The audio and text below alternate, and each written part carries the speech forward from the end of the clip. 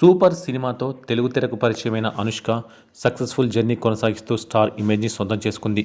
మొదట్లో కాస్త high glamour roles చేసిన తర్వాత నెమ్మదిగా స్టోరీ ప్రయారిటీ సినిమాలు చేసింది.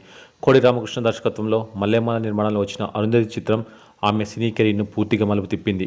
దీంతో విక్రమార్కుడు, బాహుబలి వంటి ఎన్నో సూపర్ డూపర్ హిట్స్ తన ఖాతాలో వేసుకున్నది అనుష్క శర్మ. అయితే అనుష్క నటిగానే కాకుండా వ్యక్తిగతంగా కూడా చాలా మంచిదనే విషయం అందరికీ తెలుసు. ఇప్పటికే చాలా చూసాం, విన్నాం కూడా. అయితే ఒకానొక ఇంటర్వ్యూలో దర్శకుడు పూరి జగన్నాథ్ అనుష్క గురించి ఆసక్తికరమైన వ్యాఖ్యలు చేశాడు. అందరూ అంటుంటారు అనుష్క మంచిది మంచిది అని. నిజంగా అనుష్క చాలా మంచిది. ఆమె నుంచి ఎంతో నేర్చుకోవాలి.